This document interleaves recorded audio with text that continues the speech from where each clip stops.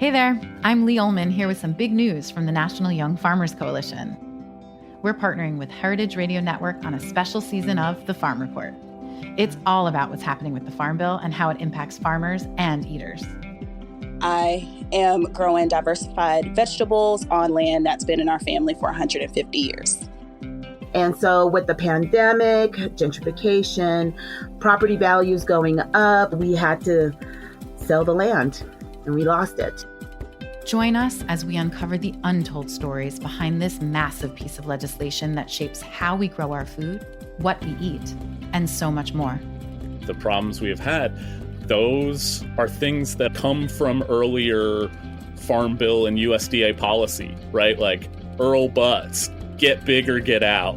You know, it's my responsibility to know not only what I'm eating, but then like how that all came to be. And realize like, wow, like this piece of legislation, all this money, like it's technically something that I support as a taxpayer.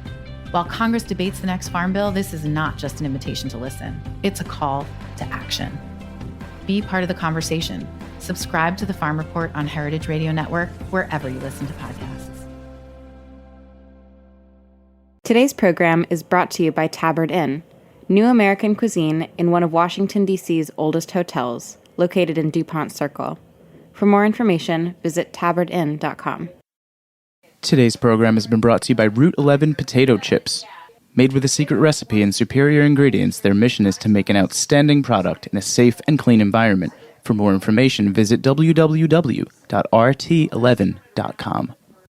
We talk about food, we talk about music, with musical dudes, finger on the pulse, snacky tunes.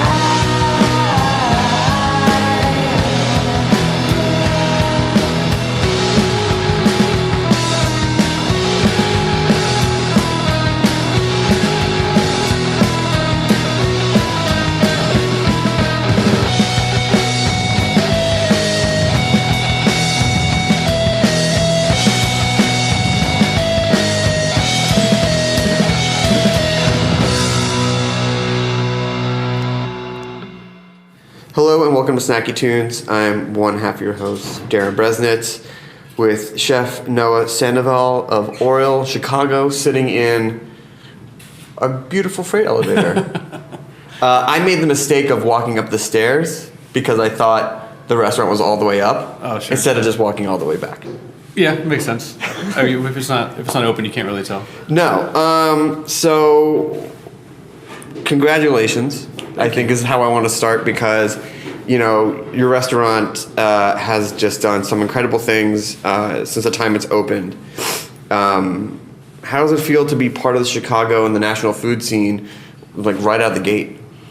It feels great. It's intimidating. It always has been. You know, I've been here for about 10 years, and worked a lot of really nice places for a lot of really talented chefs, and you know, just to be able to kind of join that group, of people that are teaching and pushing things forward. There's so many awesome people in the city. It feels great.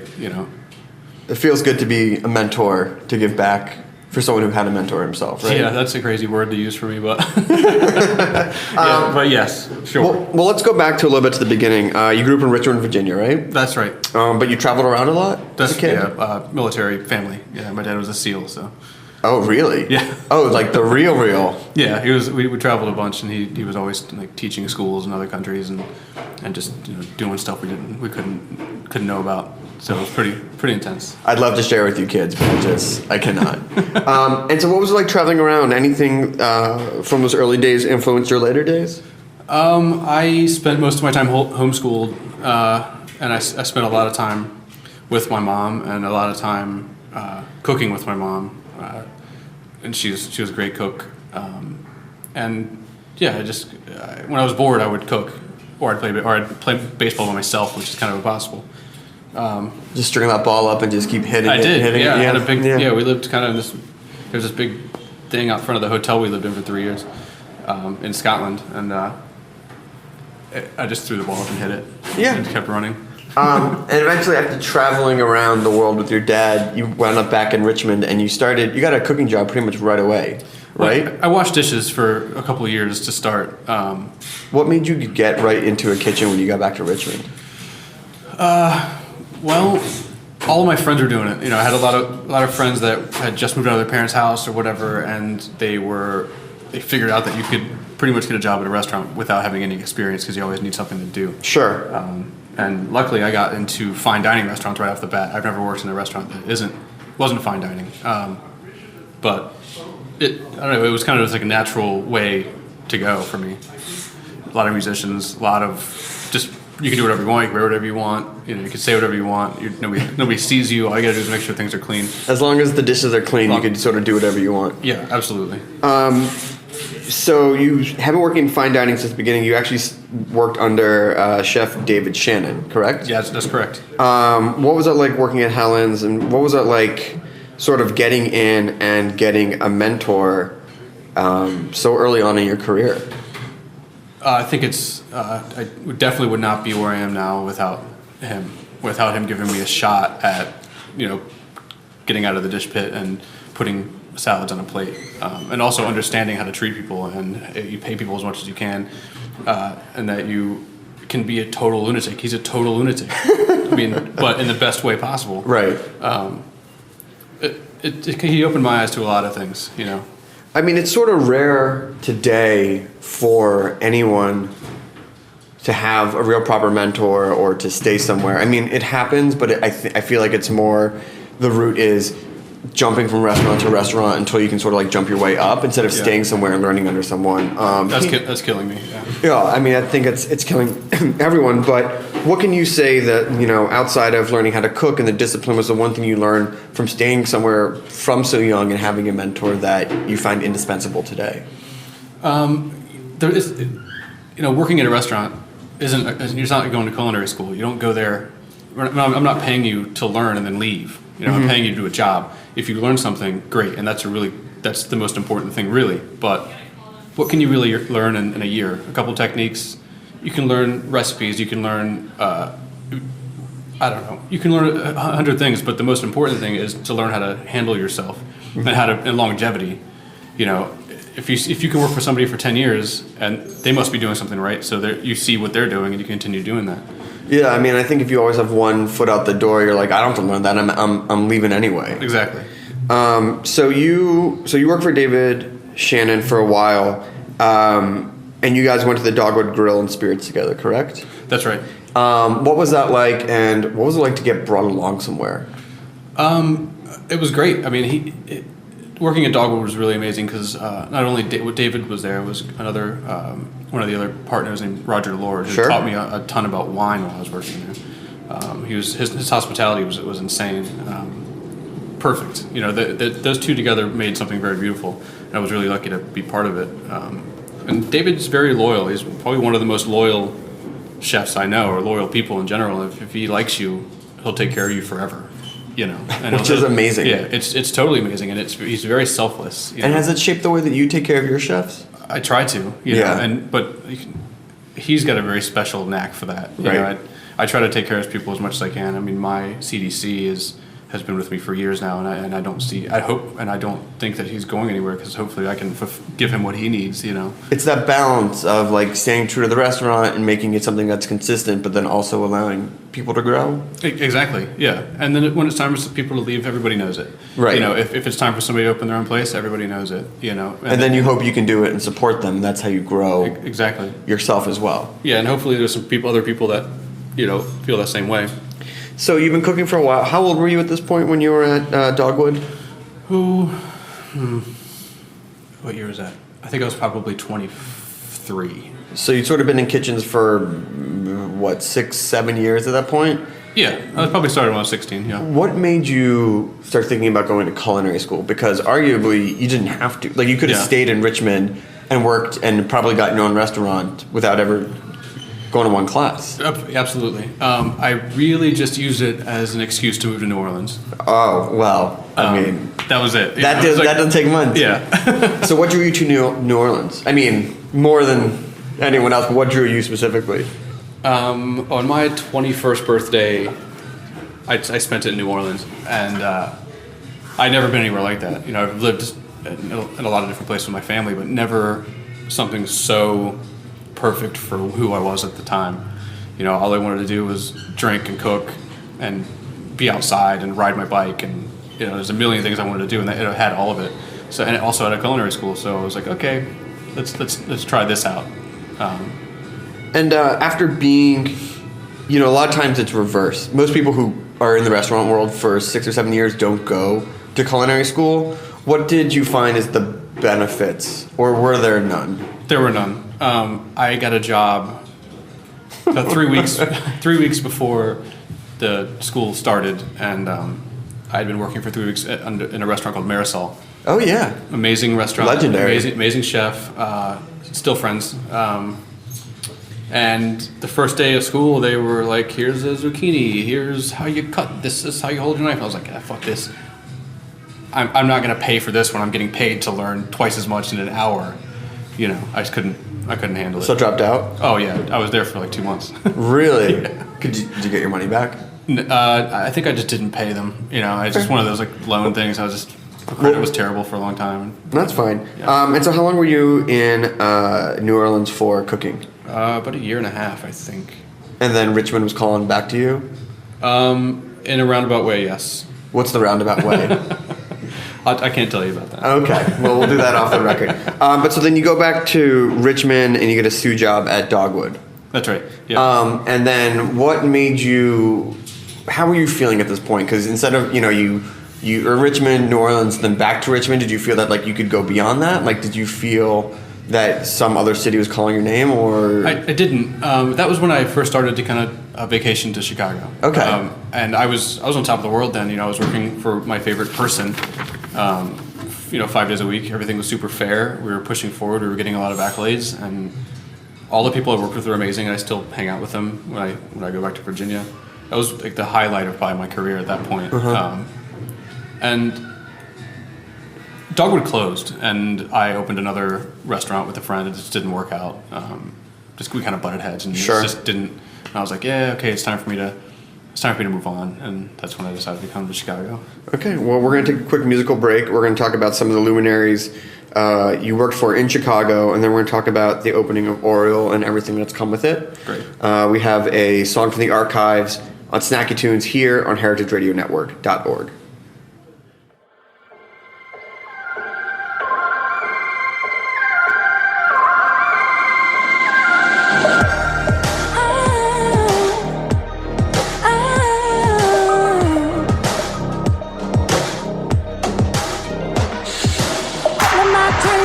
Before I've been swallowed way far down. All of my love's been lost before I've been stomped into the ground. I'm a ghost bitch, I'm a feel shit. I can't hide this on my way nowhere.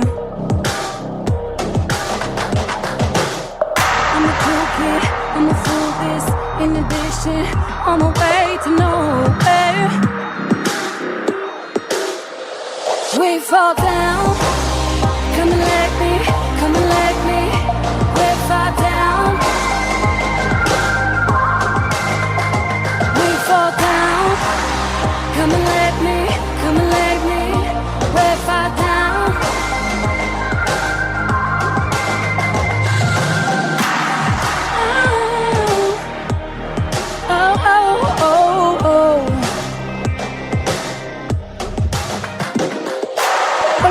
Skins been shed before.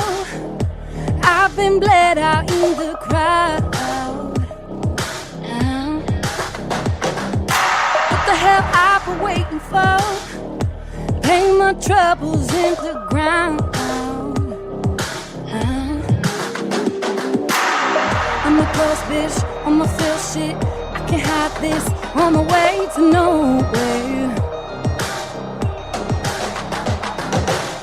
I'm a cool kid, I'm a fool this inhibition on my way to nowhere.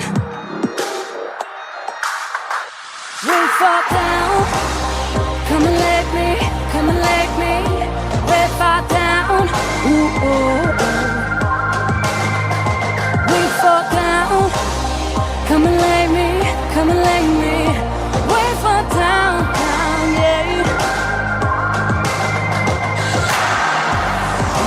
Following the way.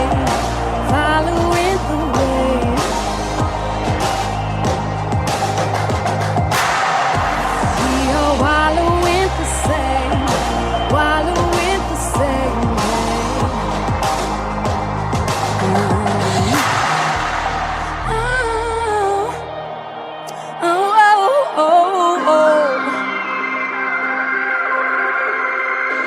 We fall down.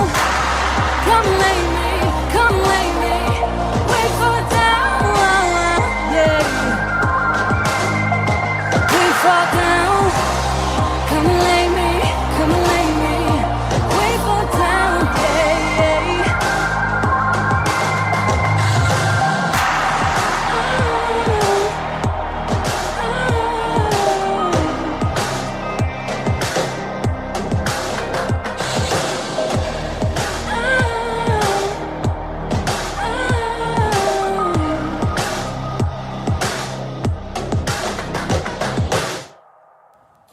Welcome back to Snacky Tunes. We are here with Chef Noah Sandoval in the freight elevator. Hello, welcome back to Snacky Tunes. We are with Chef Noah Sandoval in the freight elevator at Oriole. So, what drew you to Chicago? Oh, music. I like the music scene a lot here. Blackbird and restaurant for sure. Every time I used to come to visit, I would eat there, and they're always doing special things. It's a big city, and I couldn't afford to live in New York. Yeah. So when you got here, how did you get your first job in what was a line of incredible jobs under some of the city's top chefs? So when I first moved here, I didn't know what a stage was. There was no staging in Richmond. Well, there probably is now, but there wasn't then. What year was this? 2007. Okay. So I showed up for my job interview, dressed real nice, no knives, nothing. Right. And Mike Simmons, who now owns Cafe Marie Jean in Humboldt Park, was the executive sous at this place called Sea House. And I showed up and I was like, all right, I'm here for my interview. And he's like, well, do you bring any knives or anything? I was like, no, what do you mean? So then I left, came back for a stage the next day, got the job. Marcus Samuelson was the chef there. Mm-hmm. He wasn't really there, but he was the chef. With the name on the... Yeah, he was the name on the menu. Yeah. On the name of the chef. And so what was it like going from Richmond to New Orleans to a much larger city? Was there a shift in the demanding, or was it, since you had been trained so well, you fit right in?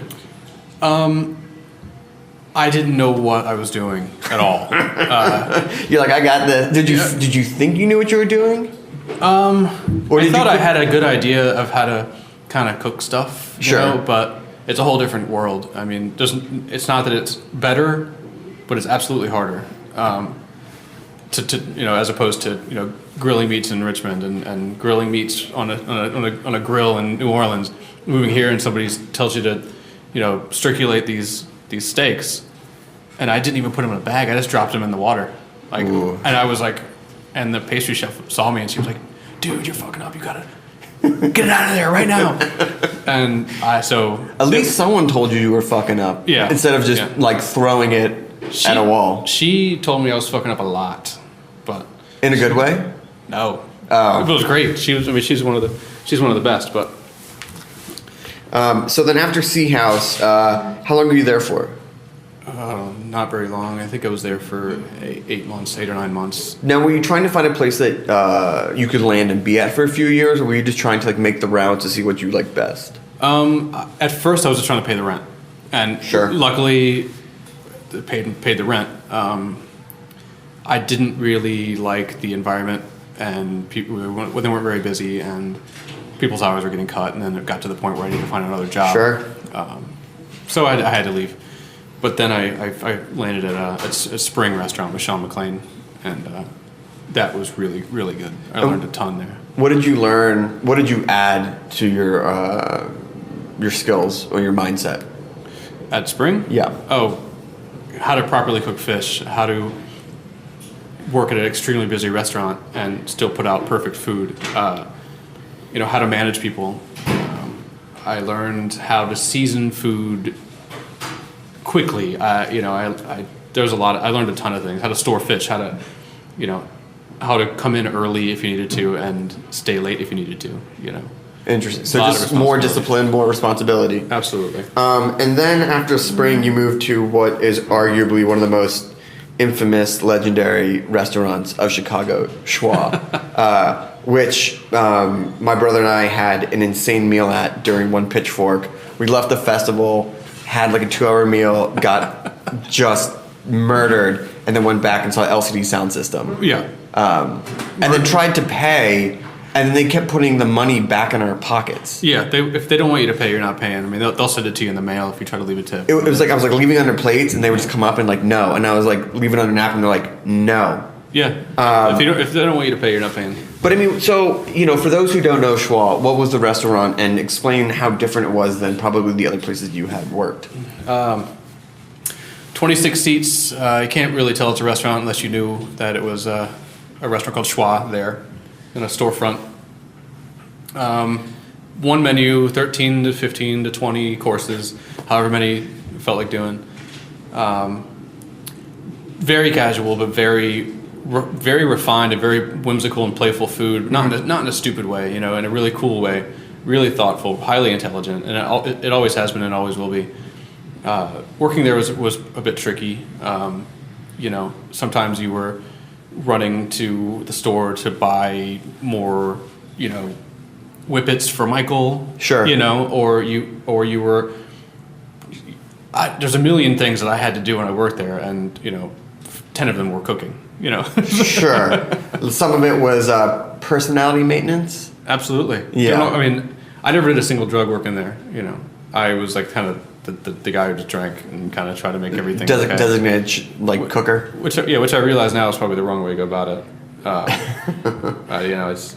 But what did you learn there? Because they have a lot of unique and molecular sort of techniques, but it's not just to do them for doing them's sake. They actually are applying them in probably the best way possible. I mean, you put it well by saying that. It's everything. There's no garnishes that aren't there for a reason. Sure. And think about every garnish. He taught me how to bring certain elements into a dish by using things that look pretty or things that are manipulated in a way that doesn't just add visual, appeal or everything, texture, sweet or salty, something. Everything brings something. I always tell everybody that it's balance.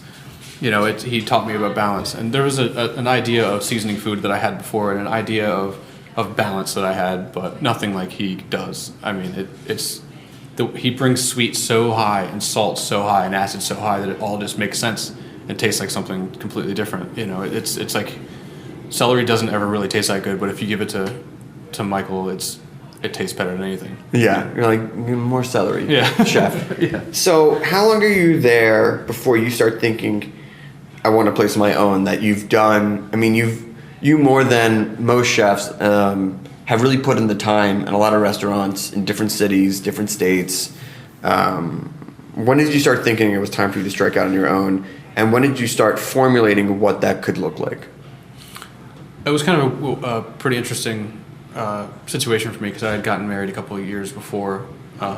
Congratulations. Thank you. She worked in a bank, and we never saw each other, especially at Schwa. Never saw each other. Maybe, on Sunday, but I was tired and she was getting ready for work on Monday. And so I decided that I should maybe start to work during the day. Just kind of concentrate on the marriage, concentrate on the girl, because that's the most important thing. Yeah. And so I was like, I'm going to get a chef job at like a cafe or something. I'm just going to take it easy for a little bit, because Schwa takes a lot out of you. It'll make you reconsider if you're in it, if you're doing anything right or wrong or anything. And that's when Senza happened. Mm-hmm. And that's a whole other podcast. That's a whole other podcast. When Senza happened. Senza happened was funny. I answered a Craigslist ad for a chef at a cafe, complete control of the menu, things like that. Yeah. Did a tasting for it. It was really funny tasting because there was another chef in the same kitchen applying for the same job, so it was kind of like this weird Top Chef kind of cook-off. I'm not good at that. But I got the job, and they said, no, great, you're going to be a big part of this. You can do whatever you want, but it's got to be gluten-free. And I was like, okay. And that's just like those are dirty words. Dirty words. Dirty words for a chef. I think people come in on the fly and say they're gluten-free. 10 years ago, 15 years ago, it was like, oh, I don't know what to do. I don't know what to do. I don't even know what that is. I don't even know what gluten is. But now, yeah, I kind of took it head on and decided that, fuck it, I'm gonna see if I can do it. It can't be that hard. It was a little challenging in the beginning, but we came up with good recipes and had really good talented people working, and everybody was in it to win it. And then things progressed, and we went from being open during the day to being open during the day and at night. Right. And then we closed during the day and just stayed open at night. We went from having an a la carte menu to having an a la carte menu and a tasting menu. Then we went from having those to just a tasting menu. So you're back to where you started. Back to where I started. And that was a hell of a learning experience. Running your own place is you always think you could do it. You're always like, I can do this. You're like, what? I already cook. Yeah, whatever. I can run my own place. Yeah, I'm good. I'm creative. I can put things on the menu. It's like, okay, just start looking at the books. Start looking at the numbers. And it gets a little tricky. We made it happen. We did well. People loved it. Wasn't as busy as we'd like it to be. It was in East Lakeview, gluten-free restaurant on a storefront where there's no parking. Just keep adding up the things against you. So it eventually... we opened and closed it, Okay. Kara and I. So we saw post to post. Wait, so she was there too?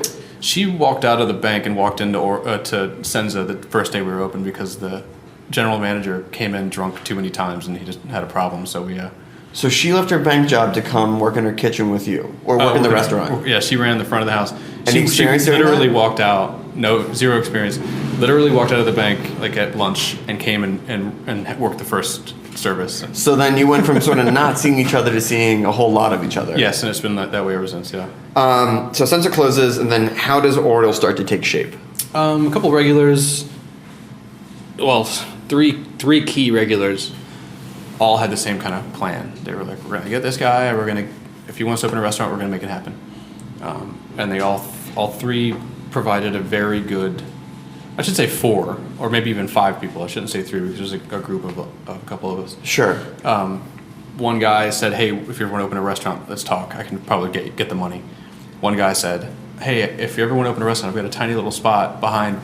I'm essentially the landlord of this building. He has this little spot behind his bar. And the other guy was like, if you guys need any sort of financial support or any support, I got it. So those 3 things happened all at once. And the restaurant closed. And the restaurant closed. And they were all super and none of them tried to do this any earlier. It was like they waited it out, That's really respectful that they didn't try and poach you. No, these dudes are all stand-up guys and they would never do that. So you have the space, you have the money, you have your wife running the front of the house, Mm-hmm. When did you have another partner as well, right? Pastry chef? Yeah, Jeannie. Yeah. Jeannie. Was she the pastry chef that was yelling at you back in the day?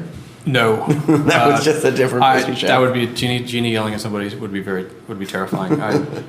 She could be in a metal band for sure. So you have your two partners, you have the backing of the space. How does it all come together? How do the final pieces fall into place? It was kind of just making sure that we had the right people on the build out, right people on creating everything, and everybody's super motivated to do that. Everybody wants to have their input. And I'm very lucky with that. So opening up, I would say, another fine dining tasting menu restaurant in Chicago, in a city that is rife with small fine dining tasting menu restaurants, could have gone the other way. But you have seen success pretty much from the start of when it opened, which was not that long ago. Yeah. What do you owe to that, and how did you make a menu that was going to stand out and be unique? It went through our minds a lot that we were just definitely taking a huge risk. Mm-hmm. And in the beginning we were willing to be flexible with how we kind of approached the restaurant. Do exactly what we want to do first, and if we need to kind of sway one way or the other, we will. Which is important to have that flexibility. Yeah. It's not necessarily smart to do that, but it's better than nothing. It's better than all or nothing. Did you find that sort of from your confidence of cooking for so many years? You didn't have to prove that, I said I'm going to do this and I'm going to do this? Well, I think I'm just stupid. You know what I mean? I think I'm just I'm just dumb. I just think I can do it, so I did it. And luckily it worked. I owe it all to Kara and Jeannie and Tim and Aaron. I can't do this by yourself. And I owe all of it to them. And that's why I knew, because we had this amazing team right from the beginning. People that knew how I operate. It's not going to fail. We're not going to let it fail. It's not going to happen. It's not an option. And so how would you, for people who may have not had the chance to come to Chicago or been here yet, how would you describe the food and your approach to it? It's hard for me to nail that one down. I lean towards a lot of Asian ingredients, a lot of Asian flavors, not necessarily delicate ones, more bold. I kind of want everything to taste. This is something I learned from Mike Simmons, actually, is that I want everything to taste as much like it itself as it can. Whether it takes sugar or salt or acid or whatever it is, I want that element of that dish to taste as much like it can, and then put those things together. The course is kind of cleanse. I don't know. I can get really deep into it. But get deep. I try to use actual courses as palate cleansers. 3 or 4 times throughout the meal. I try to wipe your palate with something that also tastes delicious, not just here's a little scoop of something acidic. Sorbet. Sorbet. Yeah. I try to make sure that there's always contrast. And I think it works out pretty well. It's worked out very well. We could go through the list of accolades, but I don't think I need to embarrass you with, what is a laundry list from Michelin, Food and Wine, James Beard nods and things like that.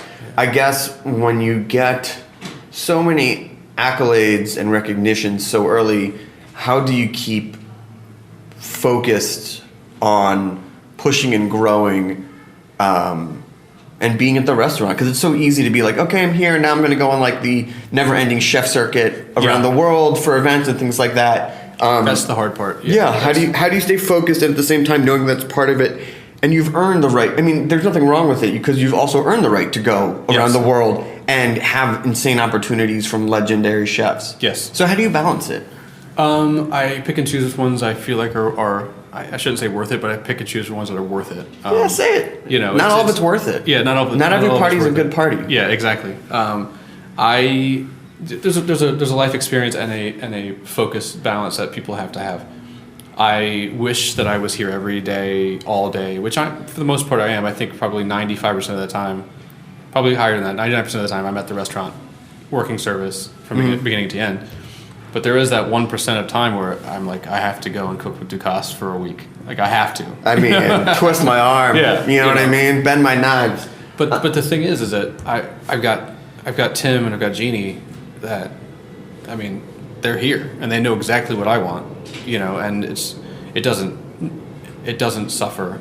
And you have to find inspiration from a lot of different places, and what's better than, you know, going to France for a little while, or going to New Orleans to cook for a little while, or going back home to cook for a little while. That everything kind of inspires you, and if you stay in the same place, you know, you can read books or watch TV or look at Instagram or something, but I'm just not into, you know, just looking at other people's stuff and doing it. No. So finally, what would you like to see the future of the restaurant, and for people to experience as they come in and as the word spreads? I think what we wanted in the beginning is definitely what we have now. We want a warm, comfortable environment, no pretense.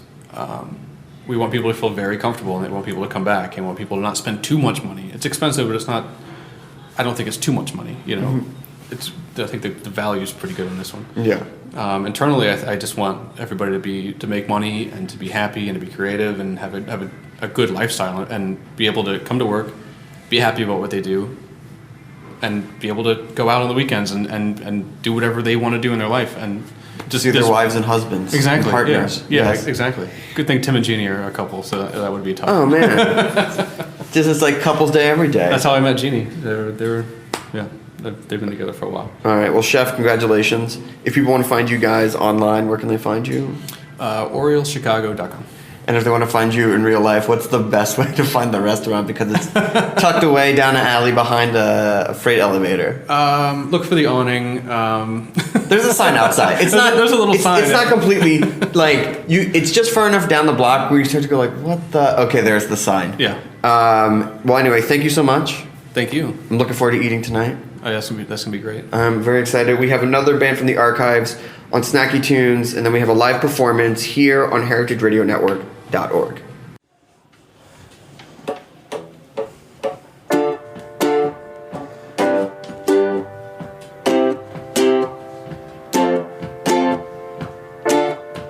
You should understand there's nothing to talk about. You and I may just disagree. You and I can't relate. Do you mean? What do you mean? You could hardly get to your feet. You won't leave yourself alone. How could you turn this down when it's something you needed? You left off on the telephone that you had been meaning to dial. Deny terrible you hurt yourself to the bone. You say that this doesn't matter to you, little Lucy, oh why won't you leave yourself alone?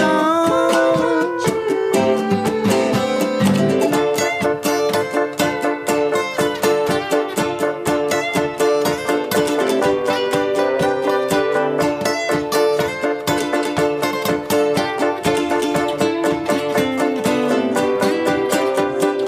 why won't you leave yourself alone? Oh, why won't you leave yourself alone? Oh, why won't you leave yourself alone?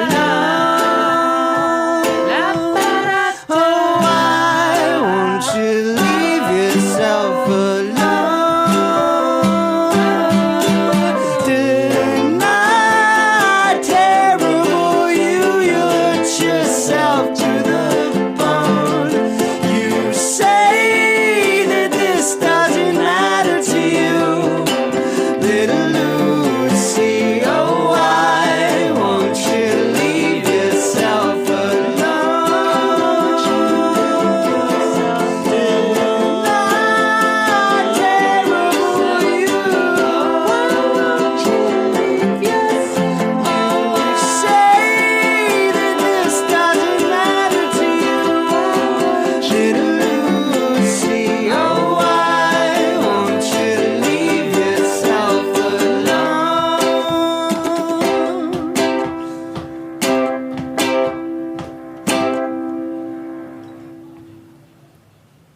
following program has been brought to you by Tabard Inn.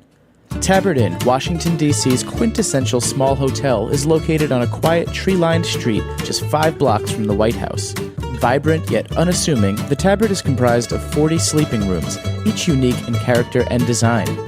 Feast on eclectic American cuisine in their acclaimed restaurant, or enjoy a cocktail and listen to live jazz in one of their cozy Victorian seating areas. Mingle with travelers from around the world who find the Tabard the only place to stay when taking their travels to Washington. For more information, visit tabardinn.com.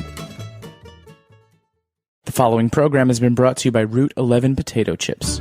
From the moment Route 11 Potato Chips dropped their first batch of chips back in the early days of 1992, they understood their destiny as a high-quality producer. Instead of succumbing to the frenzy of mass production, they took advantage of their small size and made chipping a personal art form. The payoff was immediate: an incredible potato chip. With a secret recipe and superior ingredients, their mission is to make an outstanding product in a safe and clean environment. In this world of uncertainty that we live in, Route 11 Potato Chips believes comfort food should be just that. Know where your food comes from. For more information, visit rt11.com. Hi, it's Jameson, Fink, Senior Digital Editor for Wine Enthusiast, and welcome to the most wonderful time of the wine year. It's sparkling wine time. It's the holiday season. Get ready. Buckle up.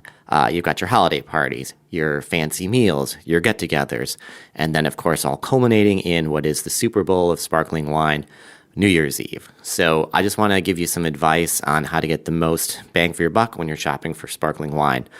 Now, I'm not going to say get wine X, Y, or Z. I'm going to instead give you a type of sparkling wine from France to look for that is going to give you a lot of deliciousness, a lot of flavor, and a lot of quality, and that is Cremant. So just look for any wines that say Cremant on the label. And it'll also say after that, it'll say Cremant from a place. Like it'll say Cremant d'Alsace or Loire or Bordeaux or Burgundy. Burgundy will say Bourgogne. But any of those, they should be, I don't know, I'm going to say if you get it on sale, $15. I'll head to my bets and say 20 just so I don't get in trouble. Say for around $20, definitely not more than $30. I don't think I've seen one $30 or more. If it is, it better blow my mind. But it's much cheaper than champagne, and it's made in the same high-quality method. It's the secondary fermentation is in the bottle. This is good stuff, folks. So that is my tip for as far as, like what to buy. But also want to back up, even though I kind of hyped it up in the beginning about December being such an amazing time of year for sparkling wine. Well, really, let's just jump to January and your New Year's wine resolution. Your first one should be drink more sparkling wine, drink it all the time. I love still wines, love my still whites, love my still reds, no offense, but sparkling wine is really something that it's not just for celebrations, even though I just said it is. Well, I didn't say it was just for celebrations. I just was, saying holidays, etc. But really, January, February, March, April, May, rest of the calendar year, you should always be drinking sparkling wine. Just for food that's really popular and that's beloved, like fried food, it's definitely the best wine for fried food. Fried chicken, French fries, potato chips, anything that's beige and crispy is a sparkling wine slam dunk. And but it's not just for the salty snacks and the fried things. Seafood, salads, and not just for like lighter things like, just having a salad, like just a light lunch, feeling good. It's one of those Shakes the Clown reference. But actually one of the best food and wine pairings I ever had was steak and champagne. It was a rich vintage champagne, and I was like, champagne and steak, you can't do that. And it was sensational and phenomenal. And I think one of the reasons why is with something like a steak, it's that kind of cab and a slab mentality. You got a big piece of meat, you need a big wine to stand up to it.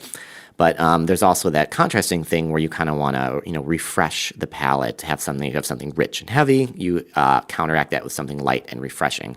So, go ahead and open up a bottle of champagne or sparkling wine when you have a steak or anything, a burger, or anything when you've got a lot of competing things on it. Like, you put a burger, you got your ketchup, your mustard, your pickles, some cheese, maybe some hot sauce, various condiments, and pickled and preserved things.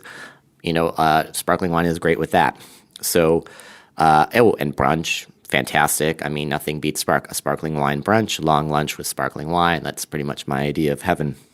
So that, I guess, is my New Year's wine resolution to you. I guess another resolution would be drink wine in alternative packaging, like a box. Actually, I just wrote something for I got asked by Forbes, sort of like, what would I bring as a Secret Santa? And I said a 3-liter box of wine. This high-quality Sicilian wine. It's made from organic grapes. It's 4 bottles, in one 3-liter box for about, I don't know, it's like $30, $32. It's easy to wrap. It's got a handle on it. You can carry it everywhere. I mean, what's not to love? So I guess my 2 resolutions would be more sparkling wine and don't turn your nose up at things like box wine or Tetra Paks or even cans and things like that. So happy holidays, everyone. And I'll be raising my champagne flute to all of you at Snacky Tunes and all of you listening in. And, that reminds me, one more thing. I just wrote a diatribe defending the champagne flute, which a lot of sommeliers and wine pros and champagne folks hate on. So if you just Google champagne flute, winemag.com, you can read that and tell me if you're on Team Flute, hashtag Team Flute. And thanks again. Take care. Cheers. Welcome back. We have Thick live in studio. Woo! Nikki, Sherry, Kate, welcome. Hello. Thank you. Thanks for having us. Hi. Grim Streaker and Annie Hart both said that we should have you on, so here we that's so sweet of them. Like totally separately. They just said have them come on. One of the interviews I read with you, you talked about how female bands are taking over the male-dominated scene. Sure, Beth. Was that me? Perhaps. That sounds like something I would say. What do you think the gap is that female bands are covering that male bands are not able to do anymore, or just why do you think of the rise is happening? I could give an opinion from my perspective. I've been playing music here since I'm 17, like in New York City, and I was used to going on Craigslist, and there were so many dude bands that were like we don't want girls in the band, like we're just looking for guys. And I was always the only girl in an all-male band, and we would play so many shows, and it was like so dominated by dudes all the time. And I think we saw like starting a couple of years ago, like all these girl bands were like popping up, which is I think amazing. I think like it was a camaraderie of like everyone like communicating about what they were doing, and that became the thing. It was like now people are like dude bands, like. It's all about the girl bands. So wait, can you ask the question again? What do you think the female bands bring to the table that the male bands were no longer bringing to the table? You go first then. Something that I know is a safe space. Like, it's just, I don't know, more of an inclusion. Sometimes when I first moved to New York, I'd go to shows, and I'd like love going to any kind of show, and it was always like really aggressive, which is fine, but almost too aggressive. Like where up front, you just get smashed and pushed in the face, just like, and it's fun, but it almost felt like violent, and it wasn't like, let's just party together, let's like jump around together. It's like, I'm gonna beat you up. And I felt like all the shows I used to go to just got more and more aggressive, and so I think that's something that I know Thick does. I can't talk for every single female-fronted band or female bands in general, but I think we bring more of a safe space of like, respect everyone, respect their space, respect safety, like have fun and be together and together. That's how I just feel about it. Yeah, where it used to kind of be a girls to the front was something you would have to say, and now I feel like at our shows at least, like we don't ever have to say that. And anybody's up front, but now it's like boy, girl, anything you want to be, like you're up front and you're included, you're just not, you're respected. If you get crowd surfed, I feel like you always land, like people like help you land and like look out for you. And I think that women sometimes in the scene have a chip on their shoulder that men don't have. It's always been assumed that some guy can pick up a guitar and play music that sounds kind of like what everyone's already played and get decent shows and be booked. But I feel like there's, at least for me and some other women I talk to, there's a sense of having to prove yourself a little bit more before you're taken seriously, which I think just changes a lot of what we say and what we do as a band. Right. It's like, they're a girl band, and they can play. Yeah, and you're like, come on. Yeah. But do you feel that is changing at all, or even like slightly a little bit better? Yeah, definitely. Yes, we can say slightly. Marginally better. Oh, I think definitely better. I mean, the New York Times wrote an entire article about it, that women are ruling rock music. So I think people are taking note, and that was kind of sweet, because a lot of actually guys in our scene came up to me and they were like, oh yeah, we were happy to see you in it, but I mean, duh, we all know that you guys, like, women are kicking ass in rock music. And I was like, well, you might think that, but I think as a broader general acceptance, there's still a lot of work to be done. I think in Brooklyn, we've it's changed a lot in the past couple of years. I mean, that article came out about 2 months ago. You said people have seen it, but have you seen even more response for it, or what has kind of been the result of being in that article, or people's perception? More people listen to our stuff on Spotify. Yeah. It seems like all different types of people like have reached out on like Instagram. Like I guess more people like following it on Spotify and like Instagram, and it's not like one specific like type of person. I feel like it's all different types of people, which is really cool. So like that's always really good to see. Do you feel that, I mean, you're still relatively young, but do you feel that there's, like 15 or 14 or 16-year-old girls reaching out to get influence? I want more. I have a little sister. She's 16, and I'm like, tell your friends that I'm your cool older sister and hang out. Listen to Fink. And she doesn't really, but I love She's that. playing guitar though. I wish when I was 16 I had women playing like this. I really Alanis Morissette was my thing when I grew up. I loved Alanis. That's but so I wish, true. and I don't know. I just wish I would love younger women to be like, oh man, this is so cool. Just be inspired by it. But. I'll never forget the 9-year-old girl at our Richmond show who came up after the set and talked to each one of us and was like, I think you played really well. And she was just so cute and so small. And I was like, thanks. It's very sweet of you. Do you play music? Do you like? She was like, I like to sing and dance. And I'm like, you should keep doing that. Like, definitely keep doing that because it's really fun. She's adorable. Can we hear a song? Oh yeah, for sure. So this one's Bleeding. It's about getting your period. As you do, and like all the chaos that comes with it. Like, you hate yourself, you hate your friends, you hate New York City. It usually happens every month. Why does New York City get hated? Oh my god! It brings it out. I was on my bike and I was like, I fucking hate it. Oh, sorry, whatever. I hate everybody right now. And I hate the cars. I hate the people. It's too fast. And then like 4 days later, I'm like, I love this place. It's just part of too having much your stress. Yeah. But it's the beauty of having the bleeding. I love it. So that's this next song is called Bleeding. Great. Here we go, live on Snacky Tunes.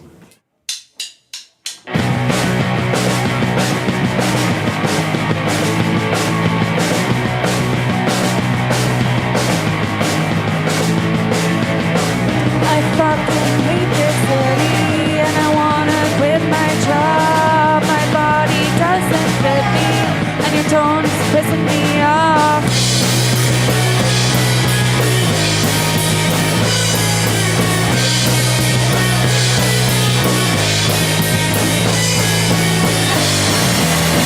Don't touch me. I'm bleeding. Don't touch me. I'm bleeding. My boss is such a dick and I just told them off. I think my friends all hate me.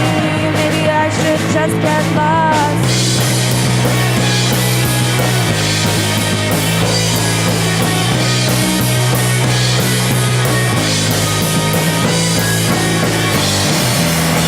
Don't touch me. I'm bleeding. Don't touch me. I'm bleeding.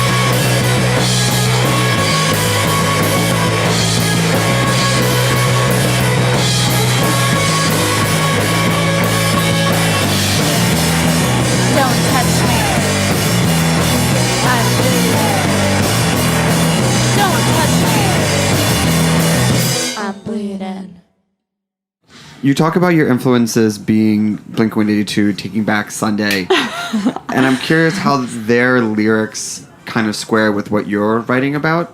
It's just because sometimes there are like very like party boy or like girlfriend type stuff. What do you pull? What do you pull from them, and what do you leave behind? Well, they were just so much fun, and they don't take themselves too seriously. And when we started Thick a couple years ago, Sherry and I, it was all about fun. And it was like a party band. It really was. Yeah, I'm like, I don't see enough women partying on stage and like banging their hair and all that kind of stuff and like not taking themselves too seriously and writing like stupid songs. And like one of our first songs was Take Your Clothes Off and Party With Me, you know? Yeah. Because that was something that we would do. Yeah, I feel like the hardest thing sometimes, like being in bands, is to have fun.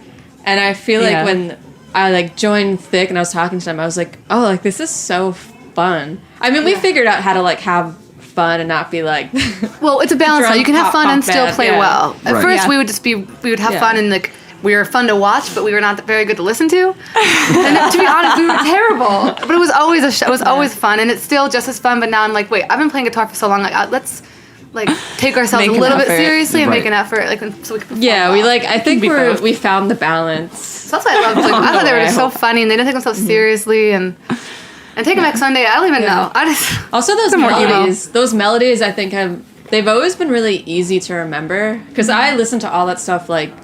I grew up on Long Island, like middle school, high school, and like I don't know, they're super easy and fun and catchy hooks, lots of harmonies. I feel like for sure that definitely wears off on us. And for writing your lyrics and kind of not just being pigeonholed as like a girl band or just writing things that, how do you balance it? Because they're super simple, but they're also really meaningful and have a lot of depth. So like, how did you balance to get your message apart while being fun, taking yourself seriously, not being put into a corner?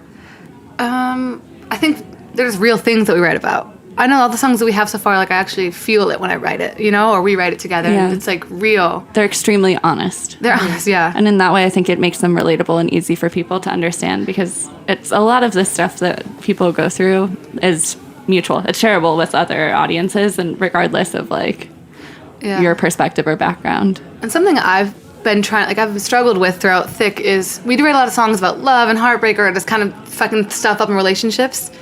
And it's like, I'm like, I shouldn't be writing about love because that's all women do is write about love. Like, no, that's too girly. But I'm like, wait, why are we putting down females? And it's okay to be a girl and talk about love. You have all men writing about songs and love and heartbreak. Why can't girls sing about it? And why are we pigeonholed as being a girl band who talks about only?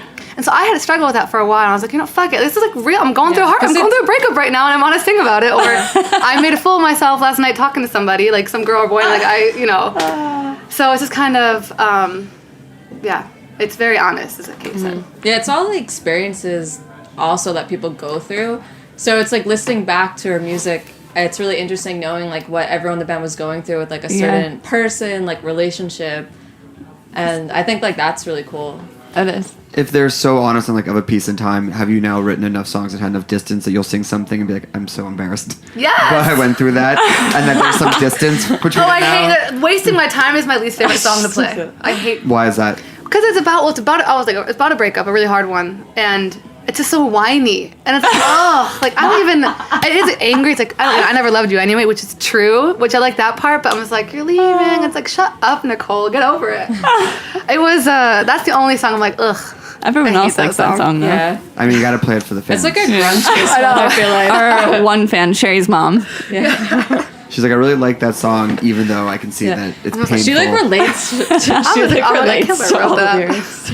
And do you ever find that if you come to a song that's not as honest, you say that the other band members will be like, you need to go back and redo this or kind of come a little bit more correct? Yeah, I'm like, you need to face the wall and rewrite. Well, we'll be playing together and like it just won't go anywhere. When we have a song, when we write songs, it just comes so easy. It locks in, or it doesn't. And if it's not locking in, I think we just like move forward. Yeah. And I'm like, you know what? I'm not really into this. Like, it just doesn't really go anywhere. We have quite a few of those where like it just didn't really go anywhere. Hit the heart. Was it because the content wasn't true, or just like it just didn't come together for all the other elements?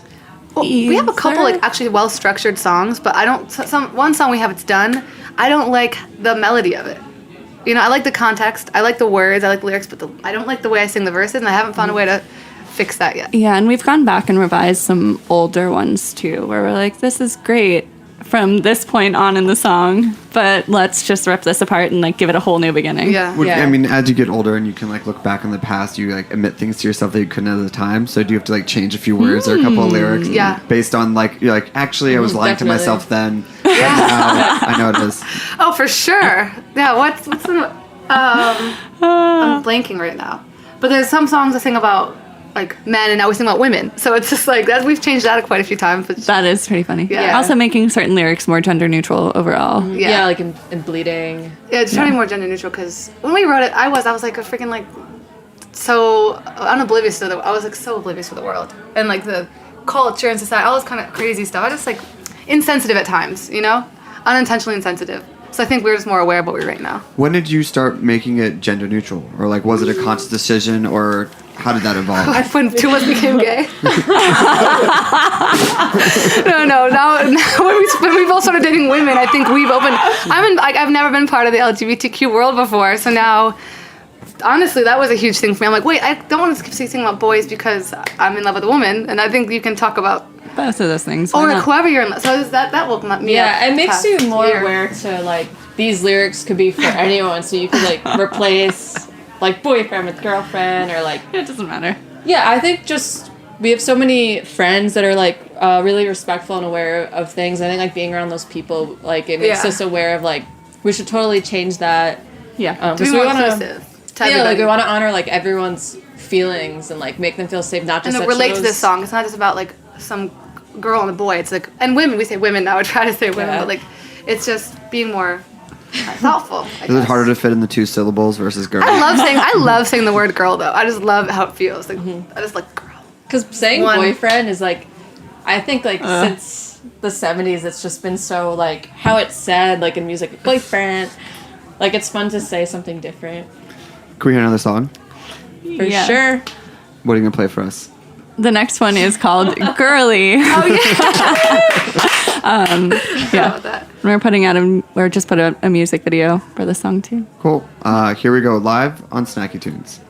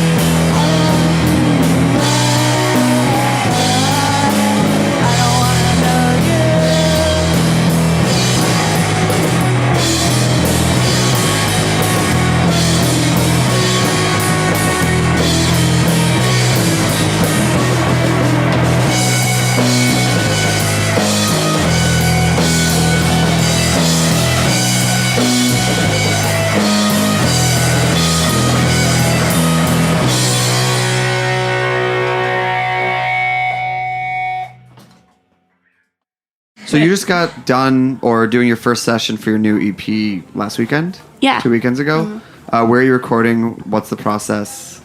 We are recording at Cowboy Recording Rig, I think is what it's called. It's in Greenpoint with our friend Mario. He did Girly as a single for us and just like nailed it really fast. It was such an easy process. So we decided to go back and work with him for this next EP. And how has it evolved from the earlier work? Or is there any changes besides pronouns and thinking about girls instead of guys? Oh, are you talking about like the musical the recording part or the song? The songs. I think they're growing up as we're growing up. Yeah. I think musically and content-wise, it's shifted a little. Bit better. I wasn't I can never play any. I still kind of fuck up on the riffs, but like now I can actually like nail them. Yeah. So that and then I feel Sherry's a little more simple on the drums. She was a constant fill. The whole song, the first year of Thick was just a fill. Yeah. I think we're taking more notice into parts and dynamics and really like breaking it down section by section if we want it to shift in a certain way or really have a build-up that's effective, and trying to work on that as a band and making sure that all three parts fit together for every piece of the song in a way that we haven't necessarily dissected things as much in the past. It's a slightly more thoughtful process. I think it's also it's like way easier now. I think being in a studio, I feel like we're like way tighter. Yeah. It's more like fluid. Fewer takes. Yeah. Do everything live. We know what we're like. Screw a click track. Yeah. Yeah. Just like run with it. And you also have some upcoming shows as well, right? Yes, we are playing on November 6th at Elsewhere, which just is opening up. Finally. Shout out to Rami and Jake. Yeah, I love those guys. They're old friends of Snacky Tunes and patiently waiting. Oh, they're so fantastic. I'm really excited for that space. I think it's going to be a really, really good addition to finally. Brooklyn and Bushwick particularly. Or even better, like bringing back something that's been missing for like a couple years. Yes. Yeah. R.I.P. Glasslands. R.I.P. Glasslands. That's so nice. I was just reminiscing about one of those shows the other day. And then we're also playing at Union Pool on the 9th. And then we're taking a break and playing a New Year's Eve show at Rough Trade with Diarrhea Planet. Amazing. That we're so stoked for because we're all giant fans of Diarrhea Planet. We were like, that's all we want to do is play with Diarrhea I think Planet. we're going to retire after that show. Yeah, we'll be done. Thick is done. So we're like at practice like a year or two ago, and Nicole's like, all I want to do is just open up for Diarrhea Planet, and that's it. We're gonna retire. So I guess we're retiring the next day. Yeah, so we're done. We're done. Okay. Yeah. Hopefully the EP gets finished before then. We've got like the last session. Well, we've got a month and a half, 2 months. Yeah. 2 months. Oh, okay. We're good. Who gets to play for when the ball drops? Probably not us. I don't know if the show will even go that late. I have no idea. Oh. I assume Diarrhea Planet. I would assume that anything that's happening that night, like It should. Like you're there. You're not gonna. I'd be so bummed I hope out they if they kick us out at like What if 11:30. they? Yeah. You're like bye 11:30. Like okay. 11:59. This did not work I'm out. stuck in bed for that. Like, I hope they play Ghost with a Boner on midnight. Oh, yeah, on New Year's Eve. It's a Can you great way make to the ring. request? Yeah. You could probably just be like, hey. We'll make sure we have time for one more song. But where can people find you? Listen to Spotify, etc. Instagram. Spotify, Bandcamp, Instagram, Facebook. We are pretty findable, I think. Thick.band. Thick.band is our website. It's actually true. Because you can actually make websites that are .band now. And what else? I think Instagram's the most fun. Thick in Music. Brooklyn. Thick in Brooklyn, Facebook, Instagram. Brooklyn spelled out. Mm-hmm. Okay, Yeah. cool. Well, thanks for coming by. What are you going to take us out with? Luke's Diner, Puke's Diner. It's just that's what we're doing, Puke's Diner. Yeah, it has 2 names. Thanks for tuning in. We'll be back next week with another live episode of Snacky Tunes. Here we go. Ooh.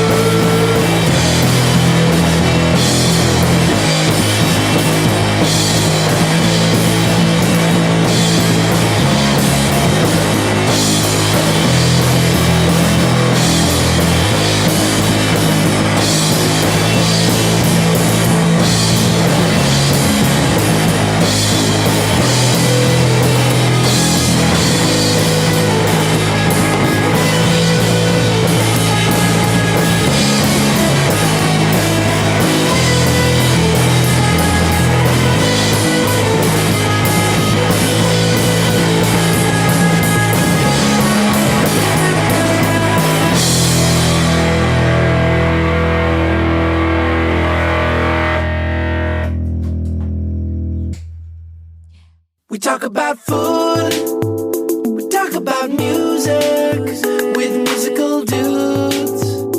Finger on the pulse, snacky tunes. Thanks for listening to Heritage Radio Network, food radio supported by you. For our freshest content and to hear about exclusive events, subscribe to our newsletter. Enter your email at the bottom of our website, heritageradionetwork.org. Connect with us on Facebook, Instagram, and Twitter at heritage_radio. Heritage Radio Network is a nonprofit organization driving conversations to make the world a better, fairer, more delicious place. And we couldn't do it without support from listeners like you. Want to be a part of the food world's most innovative community? Rate the shows you like, tell your friends, and please join our community by becoming a member. Just click on the beating heart at the top right of our homepage. Thanks for listening.